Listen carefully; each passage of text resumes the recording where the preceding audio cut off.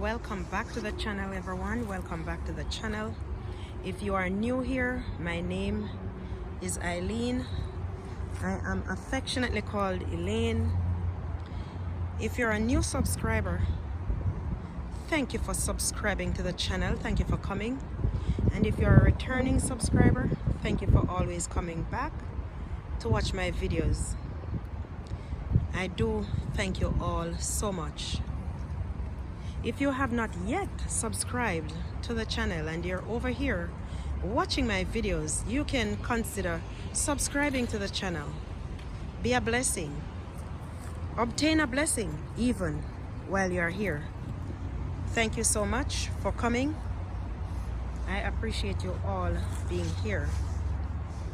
What I do over here on my channel though, I read the Bible, I give a word of exhortation, and I give someone a word of encouragement.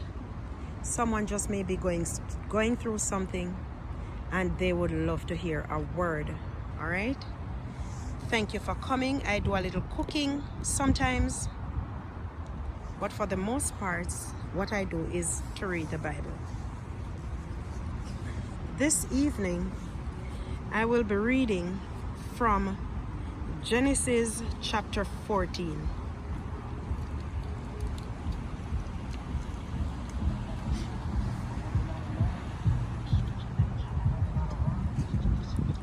And it came to pass in the days of Amraphel, king of Shinar, Arioch,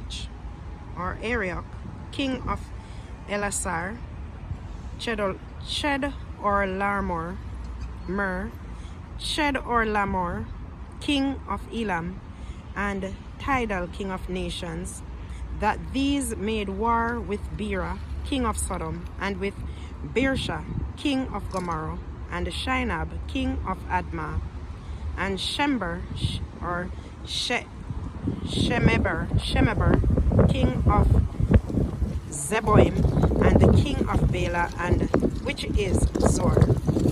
And all these were joined together in the vale of Siddim, which is the salt sea.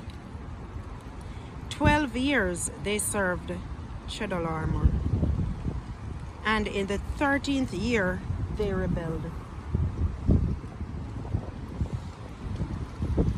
And in the 14th year came Chedorlaomer and the kings that were with him, and smote the Rephaims, and Ashtaroth, Karnaim, and the Zuzims in Ham, and the Emims in Shaveth Kiriathaim, and the Horites in the Mount Seir, and Elparan, which is by the wilderness. And they returned and came to En-Mishpat, which is Kadesh, and smote all the country of the Amalekites and the Amorites that dwelt in Hazon-Tamar.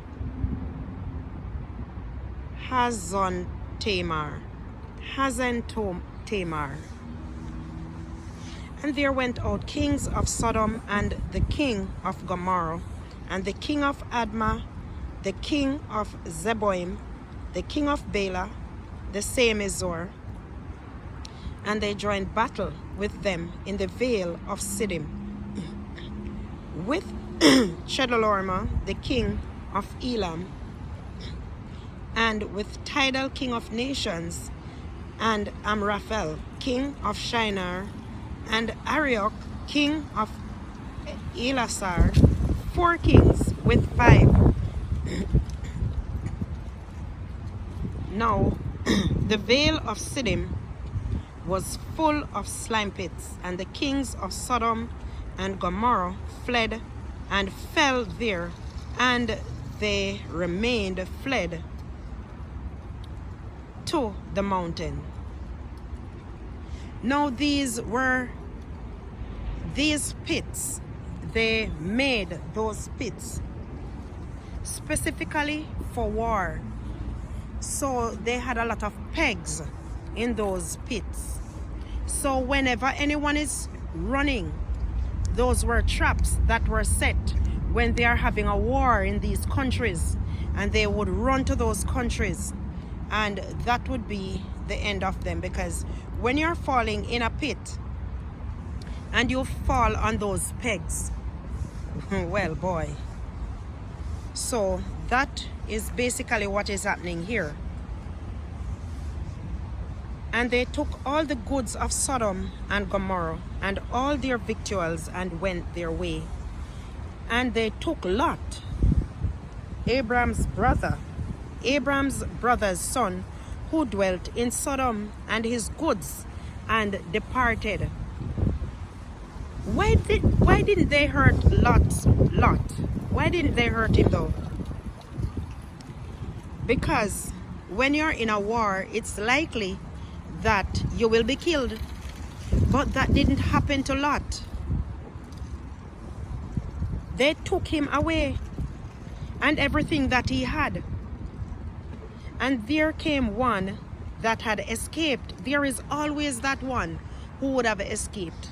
So they came and they told Abram the Hebrew, because he dwelt in the plain of Mamre.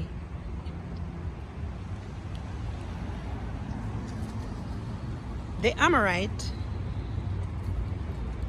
brother of Eshcol, and brother of Aner, and these were confederate with Abram. And when Abraham heard that his brother was taken captive, he armed his trained servants, born in his own house, 318, and pursued them unto Dan. Now Moses heard what had happened to Lot, and he pursued them. He got some men and went with them to take back his brother. Is there anything that was taken from us? Is there anything that was taken from us?